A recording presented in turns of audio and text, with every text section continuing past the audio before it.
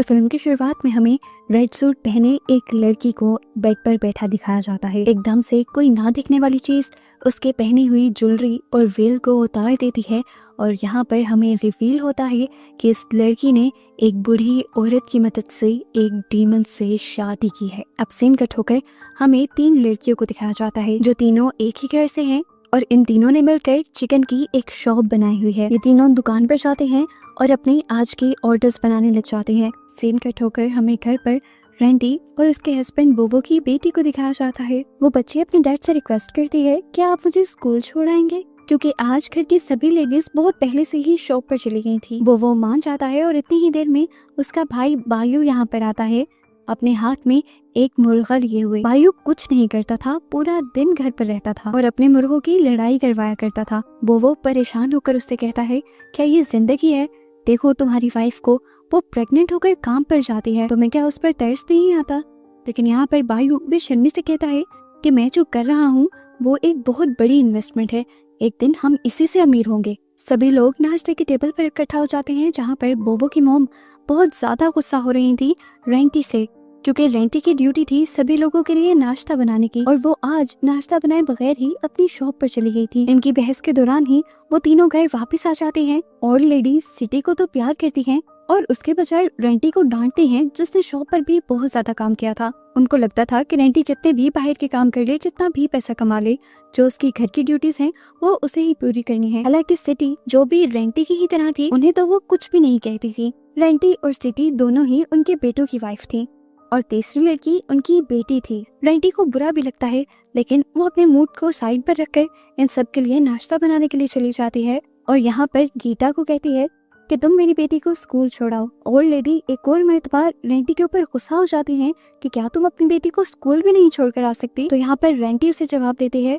असल में मुझे बोवो को उसके काम पर भी छोड़ना है और उसके बाद अपने चिकन का ऑर्डर भी डिलीवर करने जाना है। अगर मैं उसे स्कूल छोड़ने चली जाती तो सभी काम लेट हो जाते। इतनी ही देर में अब बोवो भी बाहर आ जाता है। वो कुछ पैसे अपनी मॉम को यानी ओल्ड लेडी को देता है और अपनी कुछ सेविंग्स वो बायू को दे देता है ताकि उसकी प्रेग्नेंट वाइफ को कोई मसला ना हो। खैर, अब रेंटी और बोवो दोनों अपने काम के लिए निकल जाते हैं।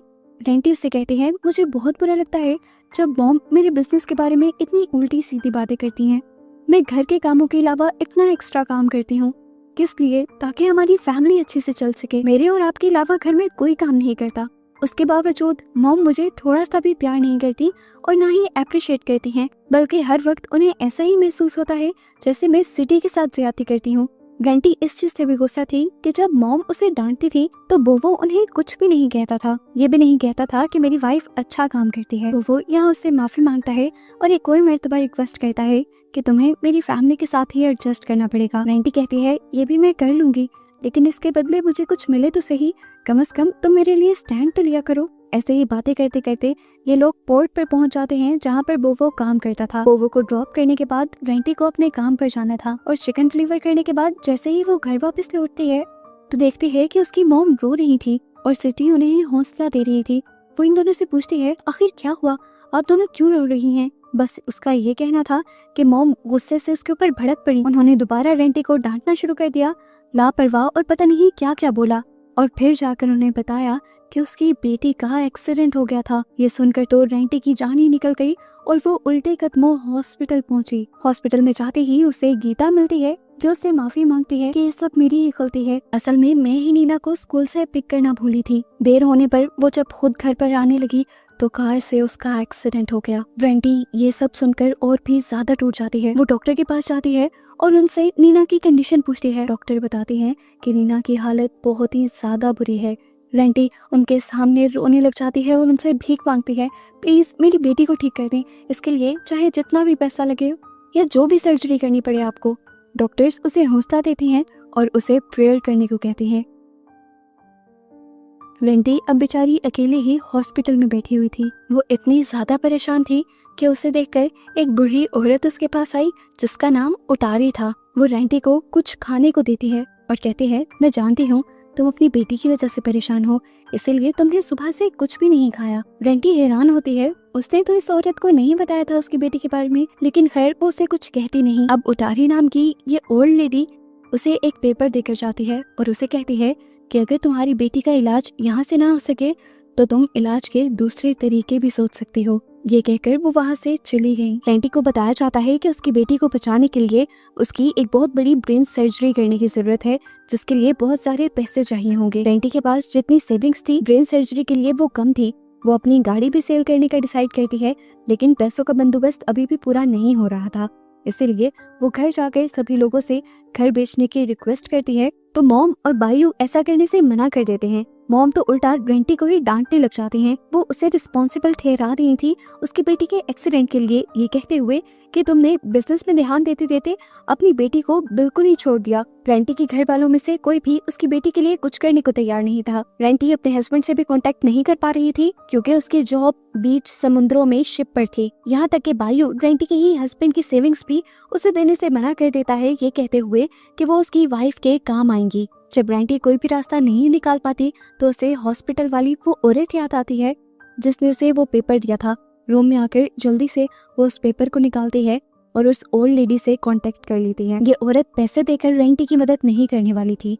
ये औरत असल में जादू करनी थी, जो रेंटी से गौरी नाम के एक रिचुअल का हिस्सा बनने को कहती है। वो कहती है कि इस रिचुअल में तुम्हारी शादी डीमन से करवाई जाएगी और एक मर्तबा तुम्हारी शादी डीमन से हो गई तो समझो तुम्हारे सारे मसले खत्म, तुम्हारी बेटी भी ठीक हो जाएगी, तुम्हें जो कोई भी तंग करता है वो सारे मसले भी तुम्हारे खत्म हो जाएंगे। रेंटी को डर भी लग रहा था और उसे सब गलत भी लग रहा था, लेकिन क्योंकि कोई दूसरा रास्ता उसके पास नहीं था तो वो उस रिचुअल के लिए मान गई। ये रिचुअल करने के लिए पहले विच बहुत सारी तैयारी करती है, अपने हाथों से रेंटी को नहलाती है और उस पर कुछ पढ़ती भी है। फिर रेंटी के मुंह में कच्चा चिकन का लिवर डाल देती है और उसके बाद उसे खूबसूरत सा तैयार करती है। ये सब करने के बाद वो उसे अच्छे से सजे हुए एक रूम में ले गई जहाँ पूरा फ्लोर मोगरा फ्लावर्स से ढका हुआ था। ये विच रेंटी से कहती है कि यहाँ पर तुम अपना पूरा जिस्म डीमन को दे देना और फिर तुम्हारे सारे मसले खत्म। इस टाइम वो डीमन की ब्राइड बन चुकी थी, उसकी शादी हो गई थी डीमन से। इस टाइम पर वही सीन दिखाया जाता है जहाँ से मूवी शुरू हुई थी।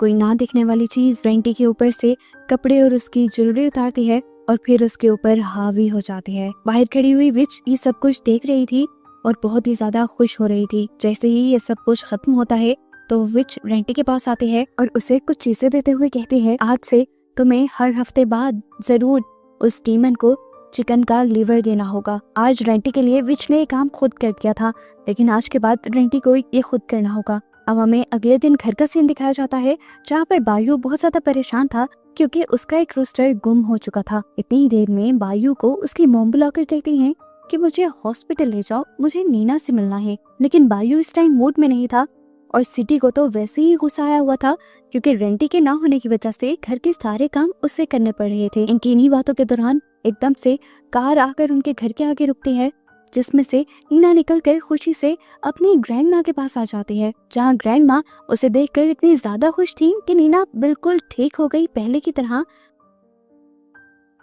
वहीं पर सिटी हैरान थी कि नीना का इस तरह एक दिन में ठीक हो जाना मेडिकल से कम नहीं था। वो सोच में पड़ जाती है कि रेंटी ने ऐसा क्या किया कि उसकी बेटी बिल्कुल ठीक हो गई। वो ये बात बायू से भी कहती है, पर बायू उससे कहता है, तुम ज्यादा मत सोचो, शुक्र करो कि घर बिकने से बच गया और हमें कोई पैसे भी नहीं देने पड़े। सिटी उससे ये भी कहती है कि मुझे लगता है रेंटी ने काला जादू किया है, लेकिन बायू फिर भी उसकी बातों को इग्नोर कर देता है। लेकिन सिटी कहाँ छोड़ने वाली थी रेंटी को, वो रेंटी के ऊपर नजर रखने लग जाती है और ये फील करती है कि सच में रेंटी उस दिन के बाद से ही काफी अजीबोगरीब हरकतें करने लगी थी। एक दिन वो देखती है कि रेंटी पूरे घर के खिड़कियां और दरवाजे बंद करके काउच पर बैठी हुई थी। वो रेंटी से पूछती है, तुमने इतना अंधेरा क्यों किया हुआ है? इतनी देर में डोर पर बेल होती है और जब वो बाहर का दरवाजा खोलने के लिए जाती है तो वहाँ पर कोई और नहीं बल्कि रेंटी और उसकी बेटी ही थे। सिटी डर गई, उसने पीछे मुड़कर देखा तो पहले वाली रेंटी उसे अजीब डरावनी सी स्माइल देते हुए वहाँ से चली गई। सिटी हैरान हुई, इन दोनों को यहाँ पर छोड़कर वो उस दूसरी रेंटी को देखने के लिए उनके पीछे गई, लेकिन अब तो वहाँ पर कोई भी नहीं था। ये सारी बातें उसे डरा गई थी, इसीलिए वो ये सारी बातें गीता से भी डिस्कस करती है कि उसने एक ही टाइम पे घर में 2 रेंटी को देखा है। यहाँ तक कि सिटी तो गीता को ये भी बताती है कि जिस दिन से नीना हॉस्पिटल से वापस आई है उसी रात से रेंटी काफी अजीबोगरीब हरकतें कर रही है। गीता को उसकी किसी भी बात पे यकीन नहीं हो रहा था।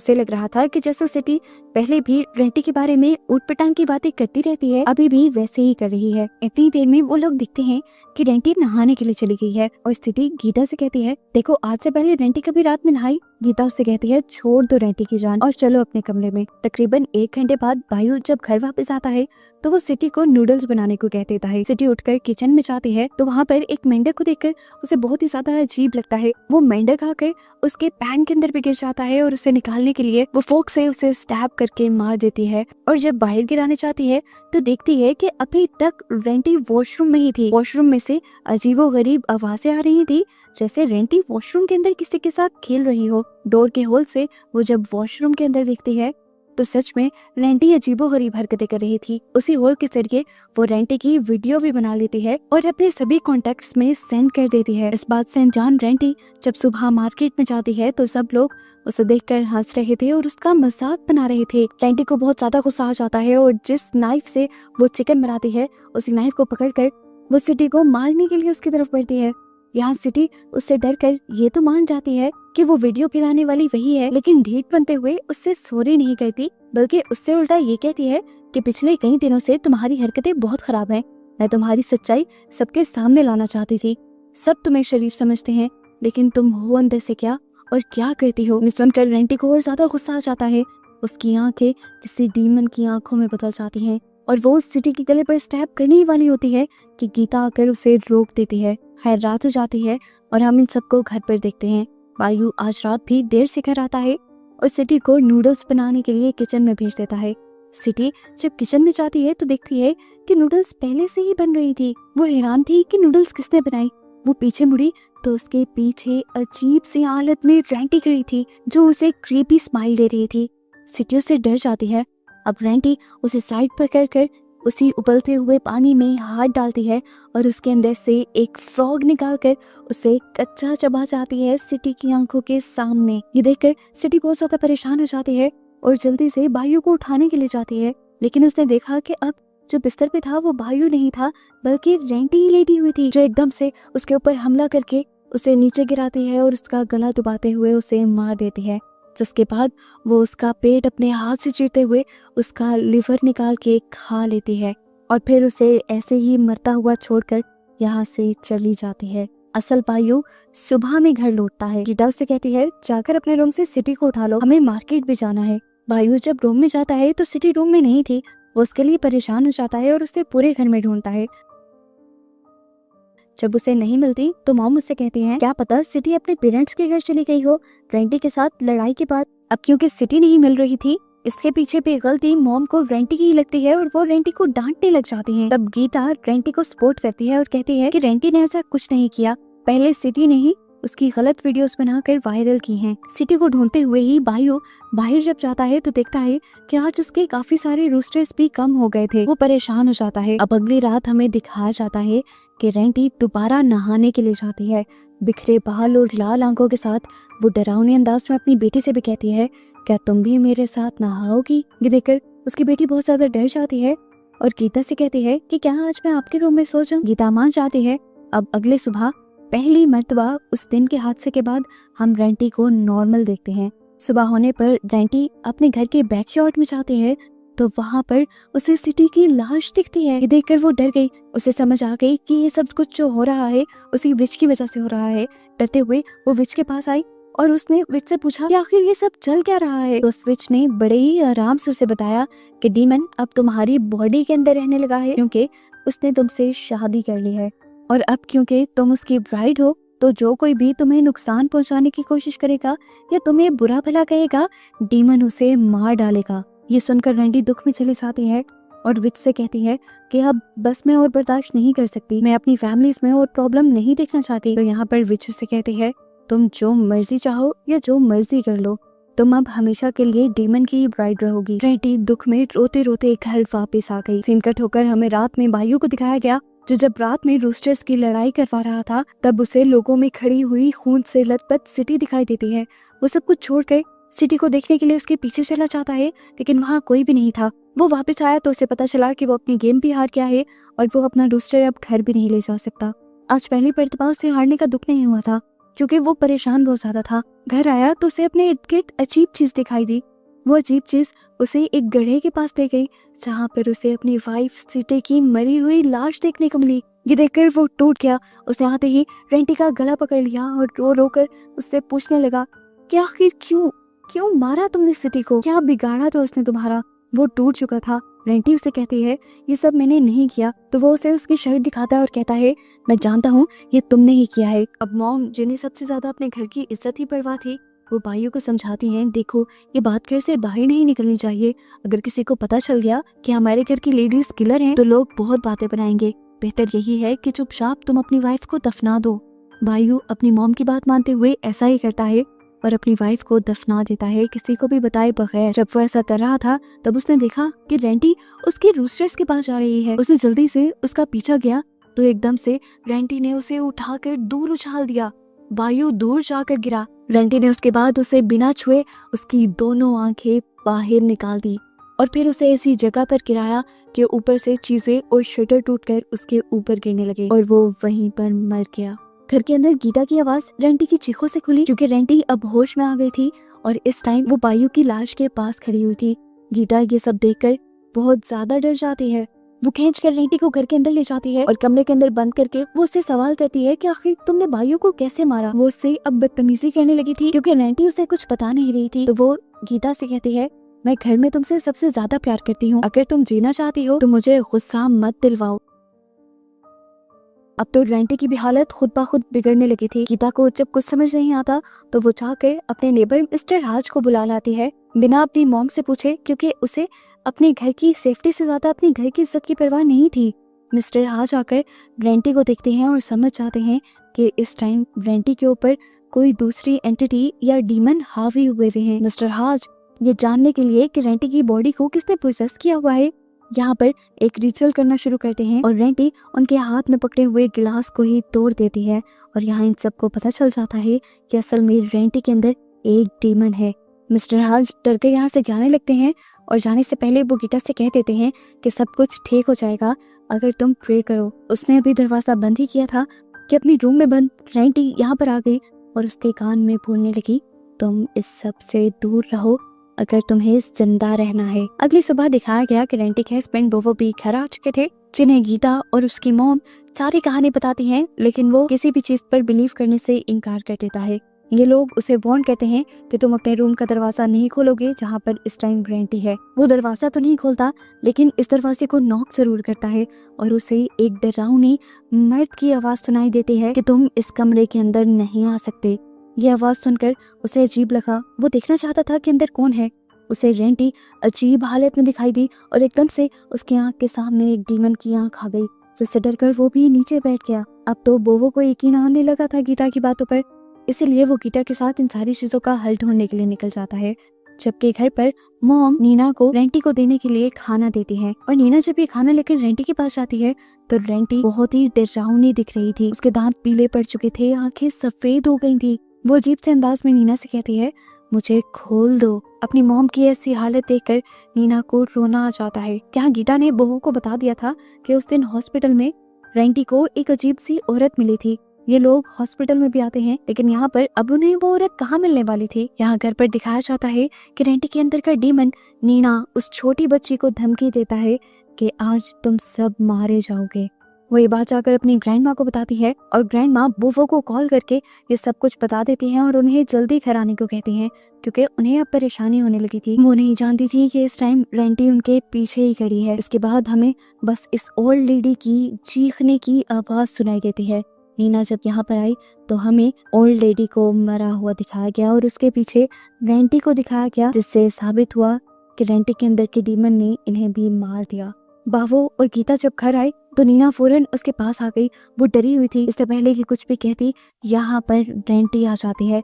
रेंटी से डरकर नीना यहाँ से भागकर छुप जाती है, जबकि रेंटी बोवो के ऊपर अटैक कर देती है। वो एक बड़ी सी सीजर बार बार उसके पेट में स्टैब कर देती है और उसे कहती है कि अब तुम रेंटी के हस्बैंड नहीं रहे। ये करने के बाद वो गीता को मारने के लिए उसके पास आ रही थी, लेकिन ये देखकर नीना रोने लग गई क्योंकि अब उसके डैड भी उसके साथ नहीं रहे थे। उसके रोने से रेंटी को उसका पता चल गया और रेंटी एकदम से उसके सामने आ गई। इससे पहले कि वो उसे मार देती, नीना कहने लग जाती है, प्लीज मॉम ठीक हो जाएं, प्लीज ना। ये डीमन जिसने रेंटी की बॉडी को पूरी तरह से कब्जे में लिया हुआ था, उस बॉडी के अंदर सोई हुई रेंटी की सोल मॉम कहने की वजह से जागने लग जाती है और एकदम से वो होश में आ जाती है। वो दिखती है कि वो ऑलरेडी सबको मार चुकी थी और अब वो गीता को भी मारने वाली थी। ये देखते हुए वो गीता से कहती है, तुम लोग यहाँ से भाग जाओ, मैं किसी भी वक्त पहले जैसी हो सकती हूँ। तुम नीना को लो और यहाँ से भाग जाओ, मैं तुम दोनों को मारना नहीं चाहती, मैं किसी को भी मारना नहीं चाहती। वो उन दोनों से माफी मांगती है। हालांकि गीता उसे छोड़कर जाना नहीं चाहती थी, लेकिन रेंटी उसे कसम देकर नीना को लेकर यहाँ से भेज देती है, जिसके बाद वो खुद अपने ऊपर पेट्रोल डालकर अपने आप को आग लगा देती है। और यहाँ पर इस तरह रेंटी और उसके डीमन की कहानी खत्म हो जाती है। मूवी के पोस्ट क्रेडिट सीन में हम गीता और नीना को देखते हैं, जो इस गांव से दूर एक दूसरे गांव में आ गई थी और उन्होंने एक दूसरा घर भी ले लिया था। उन्हें लगा था कि अब वो इन सारी मुसीबतों से दूर आ चुकी हैं, लेकिन फिर जैसे ही गीता यहाँ की अलमारी खोलती है तो उसके अंदर वही ब्राइडल ड्रेस दिखाया जाता है जो मूवी के स्टार्ट में डीमन ब्राइड बनने के लिए रेंटी ने पहना था। और यहाँ ये शो होते हुए कि मुसीबतें अभी खत्म नहीं हुई, ये मूवी यहाँ खत्म हो जाती है।